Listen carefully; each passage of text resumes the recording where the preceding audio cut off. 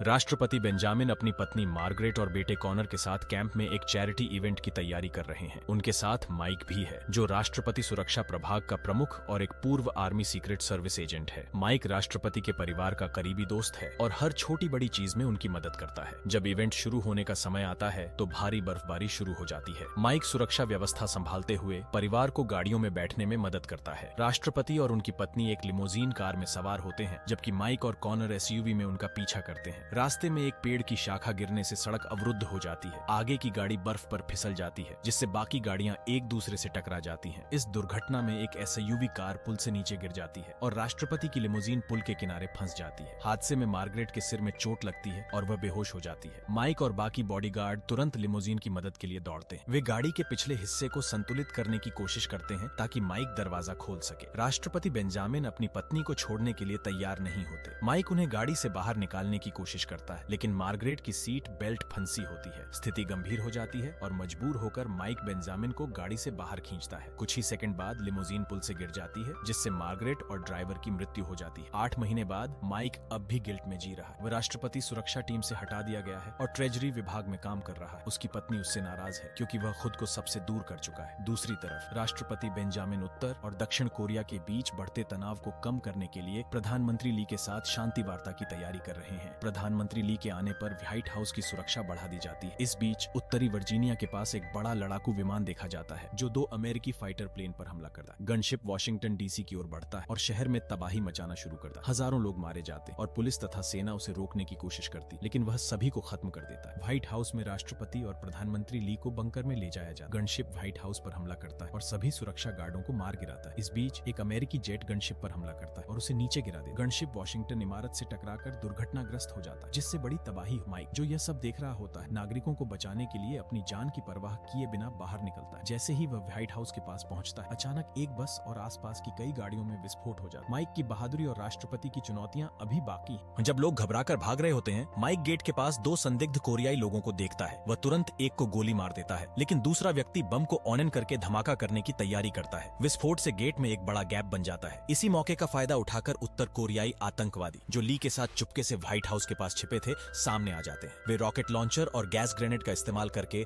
White house के front yard में हमला शुरू कर देते हैं। एक के बाद एक कई विस्फोट होते हैं, जिससे सुरक्षा दल कमजोर हो जाता है। सीक्रेट सर्विस एजेंट्स और आतंकवादियों के बीच भयंकर गोलीबारी होती है। इस लड़ाई में दोनों तरफ के कई लोग मारे जाते हैं और यहाँ तक कि सुरक्षा क्षेत्र में तैनात कुत्तों को भी नहीं बख्शा जाता। माइक इस लड़ाई में पूरी ताकत से शामिल होता है और कई आतंकवादियों को मार गिराता है। अचानक माइक एक स्नाइपर को देखता है, जो दूर से पुलिस अधिकारियों को सटीक निशाने से मार रहा है। माइक तुरंत अपनी बंदूक से स्नाइपर के सिर में गोली मार देता है और उसे खत्म कर देता है। इस बीच पेंटागन से सेना की मदद भेजी जाती है, लेकिन हालात तेजी से खराब हो रहे होते हैं। बंकर में छिपे राष्ट्रपति और प्रधानमंत्री को हमले की खबर दी जाती है। इसी दौरान डेव, जो गुप्त सेवा का पूर्व एजेंट है, गद्दार निकलता है और आतंकवादियों का साथ देते हुए अपने साथियों को मारने लगता है। आतंकवादी नेता कांग, जो इस हमले की योजना का मास्टरमाइंड है, खुद सामने आता है। वह राष्ट्रपति बेंजामिन पर हमला करता है, उन्हें मुक्के मारता है और उनका गला घोंटने की कोशिश करता है। बाहर 2 ट्रक आतंकवादियों के और भी बड़े दल के साथ आते हैं। ट्रकों के दरवाजे खुलते ही गनर्स चारों तरफ गोलियां बरसाने लगते हैं। अधिकतर एजेंट और पुलिसकर्मी इन हमलों में मारे जाते हैं। जो कुछ बचते हैं वे किसी तरह व्हाइट हाउस के अंदर भागते हैं और दरवाजे बंद कर लेते हैं। माइक चुपचाप इधर उधर दौड़ते हुए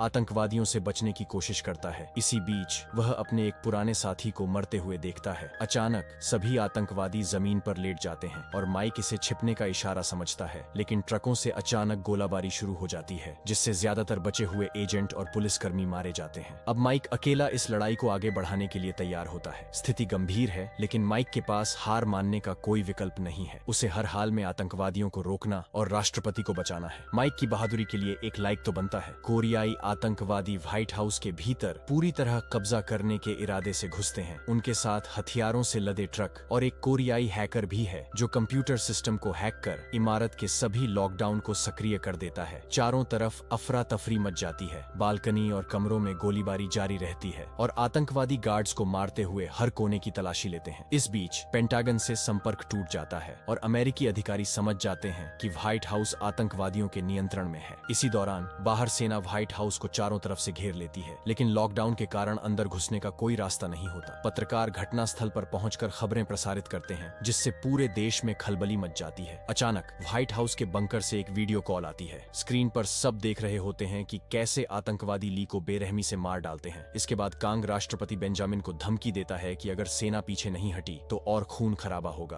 पेंटागन के पास कोई और रास्ता नहीं बचता, इसलिए वे कांग की मांगे मानने लगते हैं। बंकर में डेव, जो पहले से ही गद्दार बन चुका है, बेंजामिन से हथियार डालने के लिए कहता है। बेंजामिन मना कर देता है, लेकिन आतंकवादी एक स्टाफ सदस्य को मार देते हैं। मजबूर होकर बेंजामिन को समर्पण करना पड़ता है और उसके हाथ छत की रेलिंग से बांध दिए जाते हैं। आतंकवादी अमेरिकी झंडा नीचे उतार देते हैं। दूसरी तरफ माइक चुपचाप गलियारों में छिपता है। अपने मरे हुए साथियों के शव देखकर वह दुख और गुस्से से भर जाता है। वह नियंत्रण कक्ष में पहुंचकर वहां मौजूद कोरियाई गार्ड को चाकू मारकर मार देता है। फिर वह एक हथियार उठाता है और कंप्यूटर सिस्टम का इस्तेमाल करके एक विशेष प्रोटोकॉल चालू कर देता है, जिससे हैकर बंकर में फंस जाता है। कांग बेंजामिन को बताता है कि उसे अमेरिका के परमाणु कोड्स नहीं चाहिए। उसका असली मकसद अपने देश को विभाजन और सिविल वॉर से बचाना है। डेव उसकी बात का समर्थन करता है, जिससे बेंजामिन समझ जाता है कि डेव ने उसे धोखा दिया है। गुस्से में बेंजामिन डेव पर हमला करने की कोशिश करता है, लेकिन कांग उसे रोक देता है। इस बीच माइक ओवल ऑफिस पहुंचता है और पासवर्ड का इस्तेमाल करके एक सुरक्षित तिजोरी खोलता है। वहां उसे एक आपातकालीन फोन मिलता है। माइक तुरंत पेंटागन से संपर्क करता है। पेंटागन में कार्यवाहक राष्ट्रपति एलन माइक की बात सुनते हैं। सेना के अधिकारी माइक पर भरोसा करने से हिचकिचाते हैं, क्योंकि वह गुप्त सेवा से निकाला जा चुका था, लेकिन गुप्त सेवा निदेशक लिन माइक का समर्थन करते हैं। एलन सबको समझाते हैं कि माइक ही उनकी आखिरी उम्मीद है। माइक इमारत के फर्नीचर में छिपे हथियारों को ढूंढता है और हर जगह फैले विस्फोटकों और गार्ड्स की जानकारी पेंटागन को देता है। वह लॉकडाउन की स्थिति भी समझाता है और कहता है कि जब तक सिस्टम बंद नहीं होगा, कोई भी इमारत के अंदर नहीं आ सकता। माइक पेंटागन से स्थिति को संभालने का सुझाव देता है। तभी एक आतंकवादी कमरे में घुसता है। माइक उस पर हमला करता है और दोनों के बीच हाथापाई होती है। मुक्कों के बाद माइक लिंकन की मूर्ति का इस्तेमाल कर आतंकवादी को मार देता है। उधर कांग पेंटागन को फोन करके मांग करता है कि अमेरिकी सेना को जापान के सागर से और दक्षिण कोरिया के सीमावर्ती क्षेत्र से हटा लिया जाए। वह धमकी देता है कि अगर ऐसा नहीं किया गया तो वह राष्ट्रपति बेंजामिन और बाकी स्टाफ को मार देगा। पेंटागन में लिन और सैनिक इस पर बहस करते हैं कि राष्ट्रपति और उनके बेटे को कैसे बचाया जाए। सैनिकों को हटाने का मतलब दक्षिण कोरिया को खतरे में डालना होगा। इस बीच कांग अमेरिकी परमाणु कोड्स को सक्रिय करने की कोशिश करता है। उसे केवल 2 और कोड चाहिए। माइक को एक मृत आतंकवादी के टैटू से पता चलता है कि कांग कोड्स को सक्रिय करने की योजना बना रहा है। एलन बताते हैं कि इसे रोकने का एकमात्र तरीका है बंकर के कंप्यूटर से कोड बदलना। माइक समझता है कि आतंकवादी राष्ट्रपति बेंजामिन के कोड हासिल करना चाहते हैं और इसके लिए उनके बेटे कॉनर को ढूंढ रहे हैं। एलन माइक को आदेश देते हैं कि वह कॉनर को ढूंढकर उसकी रक्षा करे। इस बीच हैकर पुराने सुरक्षा फुटेज का इस्तेमाल कर माइक का पता लगाता है। कांग अपने आदमियों को माइक को पकड़ने भेजता है। माइक राष्ट्रपति के शयन कक्ष में छिपता है और दीवार के पीछे एक गुप्त रास्ता ढूंढ लेता है। वह इस रास्ते से होकर कॉनर तक पहुंचता है। कांग पेंटागन को संदेश भेजता है और अपने आदमियों को आदेश देता है कि व्हाइट हाउस के गुप्त रास्तों को ढूंढें और उन पर फायरिंग करें। माइक कॉनर को बचाने के लिए एक गुप्त रास्ते से ले जाता है और रास्ते में आतंकवादियों से लड़ाई करता है। वह एक आतंकवादी को मार देता है और कॉनर को बेसमेंट की ओर भेजता है, जहां से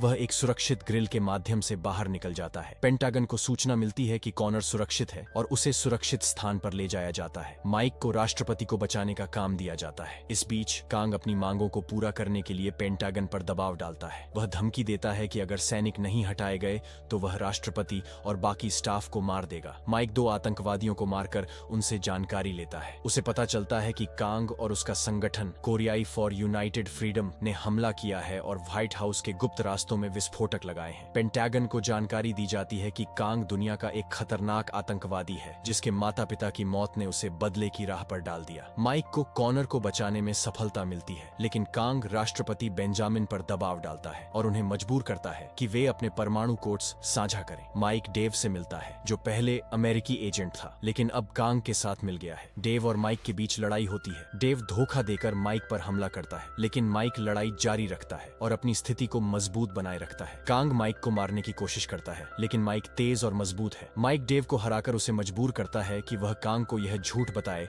कि उसने माइक को मार दिया है। इसके बाद माइक डेव को शांतिपूर्वक मरने का मौका देकर उसे खत्म कर देता है। जब माइक कार्गो रूम में घुसा तो उसे पता चला कि कोरियाई लोग हाइड्रा सीक्स नामक एक शक्तिशाली हथियार रखते हैं। माइक ने आतंकवादियों को मारा, लेकिन हाइड्रा सीक्स हेलीकॉप्टर को निशाना बनाकर उसे नष्ट कर दिया। माइक और एलन ने कोशिश की कि हवाई हमले को रोका जाए, लेकिन इसके बावजूद विमानों को नुकसान हुआ। माइक ने आखिरी हेलीकॉप्टर से एक रॉकेट की मदद से हाइड्रा 6 को नष्ट किया, लेकिन एक बड़ा विस्फोट हुआ और व्हाइट हाउस को गंभीर नुकसान हुआ। कांग ने पेंटागन को धमकी दी कि अगर उनकी मांग पूरी नहीं की गई तो वह बेंजामिन को मार डालेगा। एलन ने माइक को बताया कि सैनिकों को वापस बुलाया जाएगा, लेकिन माइक ने उसे समझाया कि यह गलत कदम होगा। माइक ने फिर कांग को फोन किया और बंकर की शांति प्रणाली को अवरुद्ध करने की योजना बनाई। माइक आतंकवादियों को मारता है और बचे हुए आतंकवादियों से मुकाबला करता है और अंत में एलन को यह समझ आता है कि युद्ध को टाला नहीं जा सकता। कांग ने बेंजामिन और अन्य बंधकों को छोड़ने का फैसला किया, लेकिन अंत में युद्ध की संभावना बढ़ गई। पेंटागन द्वारा भेजे गए हेलीकॉप्टर में समूह मुश्किल से उड़ पाता है, जबकि पेंटागन में सभी लोग राष्ट्रपति की मौत के बारे में सोच रहे होते हैं। माइक खिड़की से आग देखता है और सोचता है कि सब बेकार है। वह देखता है कि कांग और उसके लोग बेंजामिन को अब भी बंदी बनाए हुए हैं और उन्होंने एक खतरनाक प्रोग्राम सक्रिय कर दिया है जिससे अमेरिका को नष्ट किया जा सकता है। कांग अपने लोगों को विस्फोटकों से दीवारें उड़ा देता है, लेकिन माइक उनका इंतजार करता है और 2 आतंकवादियों को मारकर कांग को पकड़ने के लिए तैयार हो जाता है। बेंजामिन कांग से लड़ता है और गलती से गोली चलने से राष्ट्रपति घायल हो जाता है। माइक कांग को पीटना शुरू कर देता है, लेकिन कांग उसे चाकू से घायल कर देता है। कुछ मिनटों में परमाणु हथियार के विस्फोट की उल्टी गिनती शुरू हो जाती है। माइक कांग को फिर से लड़ने की कोशिश करता है और जब कांग बेंजामिन की ओर देखता है तो माइक उसका हाथ तोड़ देता है और चाकू से कांग को मार देता है। फिर माइक कंप्यूटर की ओर दौड़ता है और सेरबेरस को निष्क्रिय कर देता है। जैसे ही माइक बाहर निकलता है, सूरज उग रहा होता है और बेंजामिन इमारत छोड़ने में सफल हो जाता है। कॉनर अपने पिता से फिर से मिलता है और माइक अपनी पत्नी को गले लगाता है। व्हाइट हाउस की मरम्मत में समय लगेगा, लेकिन एक अमेरिकी ध्वज फिर से छत पर फहराता है। माइक को राष्ट्रपति सुरक्षा टीम के प्रमुख के रूप में फिर से नियुक्त किया जाता है।